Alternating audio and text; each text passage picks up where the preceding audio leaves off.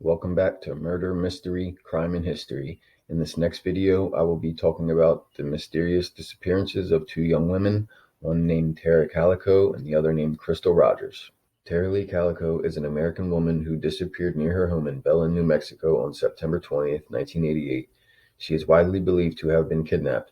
In July 1989, a Polaroid photo of an unidentified young woman and boy gagged and seemingly bound was televised to the public after it was found in a convenience store parking lot in Port St. Joe, Florida.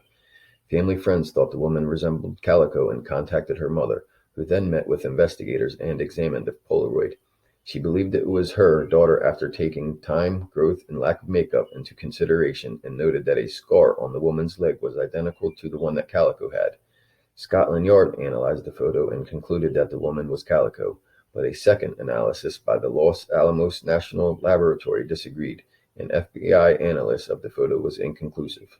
On Tuesday, September 20th, 1988, Calico left her home at about 9:30 a.m. to go on her daily bike ride along New Mexico State Road 47. She rode that route almost every morning and was sometimes accompanied by her mother, Patty Dole. However, Dole stopped riding with Calico after she felt that she had been stalked by a motorist. She advised her daughter to think about carrying mace, but Calico rejected the idea. On the morning of Calico's disappearance, she had told Dole to come and get her if she was not home by noon, as she had plans to play tennis with her boyfriend at 12:30. When her daughter did not return, Dole went searching for her along Calico's usual bike route but could not find her. She then contacted the police. Pieces of Calico's Sony Walkman and a cassette tape were later discovered along the road. Dole believed that she might have dropped them in an attempt to mark her trail. Several people saw Calico riding her bicycle, which has never been found. No one witnessed her presumed abduction, although several witnesses observed a light-colored pickup truck, possibly a 1953 Ford, with a camper shell following closely behind her. In 2008, Rene Rivera, the sheriff of Valencia County, reported that he received information that two teenagers had accidentally hit Calico with a truck, panicked, and subsequently killed her. According to Rivera, the boys who knew Calico drove up behind her in a truck and some form of an accident followed. Calico later died and those responsible covered up the crime. Rivera stated that he knew the names of those involved, but that without a body he could not make a case. He did not release the evidence that led him to this conclusion. Calico's stepfather, John Dole, said that the sheriff should not have made these comments if he was not willing to arrest anyone, and that strong circumstantial evidence should be enough for a conviction. In October 2013, a six-person task force was established to reinvestigate Calico's disappearance. As of 2017, no arrests have been made and the case remains open. On October 1st, 2019, the FBI announced that they are offering a reward of up to $20,000 for precise details leading to the identification or location of Tara Lee Calico and information leading to the arrest and conviction of those responsible for her disappearance. In September 2021, the Valencia County Sheriff's Office and the New Mexico State Police issued a statement that they have a new lead in the case and that the focus of a sealed warrant for an unknown private residence located within Valencia County has been issued. However, no further details were provided. One thing I find really strange about this Tara Calico case is that her mother felt like they were being stalked, so she decided to stop accompanying her on bike rides. That just seems really odd. You would think that if you felt like your daughter was being stalked, that you would want to help her and be there to protect her. The next disappearance I will be talking about is Crystal Marie Rogers, and she is an American woman from Bardstown, Kentucky, who went missing on July 3rd, 2015. At the time of her disappearance, the 35-year-old mother of five was living with her boyfriend, Brooks Houck, their 2-year-old son, and her other children. Houck is the last person known to have seen her, stating, quote-unquote, she was on her phone playing games at their home when he went to bed. She was gone the next morning when he woke up, and her car was not in the driveway. Her family began to worry after multiple attempts to contact her that they failed. 2 days later, on July 5th, Crystal's 2007 Chevrolet was found parked with a flat tire by mile marker 14 of the Bluegrass Parkway.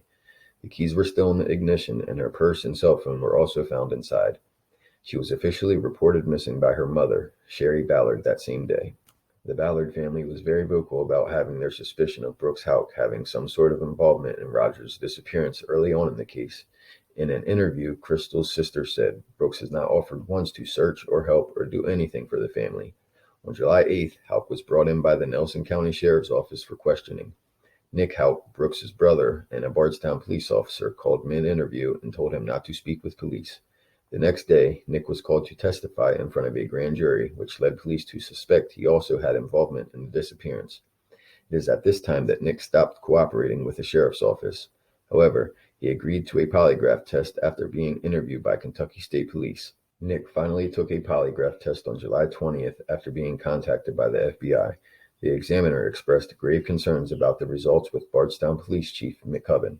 On October 16, 2015, Nick was fired from the Bardstown Police Department and Brooks was officially named a suspect in the case. A white Buick became an important piece of evidence when a private investigator found that one was parked at the Houck farm the night Rogers disappeared. The Houck brothers' grandmother, Anna Whitesides, owned a white Buick but sold it several weeks after Rogers went missing. Authorities issued a subpoena for the 82-year-old to testify in front of a grand jury. The subpoena stated the car may have been used to dispose of a body, cleaned, and sold in an attempt to prevent evidence from being discovered. Whitesides refused to testify in front of a grand jury. Attorney Jason Floyd said in her statement to police and the car buyer's information was enough. A judge later ruled to keep all future proceedings involving Whitesides confidential. In August of 2016, police searched the residences of Whitesides and Nick Houck for DNA. Despite multiple search efforts and a $100,000 reward being offered for any information, Rogers remains missing. Ramon Pinheiro, the new Nelson County Sheriff appointed in 2019, has stated his commitment to solving the case. In an interview, Pinheiro said the agency has a good idea of what happened to Rogers, and his mission is to find enough facts and evidence to make an arrest. On the morning of November 19, 2016, 16 months after Rogers' disappearance, her 54-year-old father, Tommy Ballard, was shot to death. He had been hunting on his private property with his 12-year-old grandson, Rogers' eldest son. He had been shot once in the chest. Police have cleared the grandson of foul play and have also ruled out suicide as Tommy's gun was never fired. The FBI has conducted 2 searches in Bardstown. The first search occurred during August of 2020, and the second was in August of 2021. The second search took place in the Woodlawn Springs subdivision, where Brooks Houck's construction company built several houses shortly after the disappearance of Crystal Rogers. The FBI has not disclosed any details of their findings at this location, but on August 27, 2021, they did announce that an item of interest had been recovered from the concrete at one of the homes. During the most recent search, the FBI also stated that they know there are people in Bardstown who have information on this case and added that it was time for those people to come forward. And that's all for these 2 mysterious disappearances. I also think it's right that we keep bringing these disappearances out into the light so that they're not forgotten and hopefully one day be solved. Thanks for watching. Please like, comment, and subscribe. Also hit the bell so you're notified for new videos.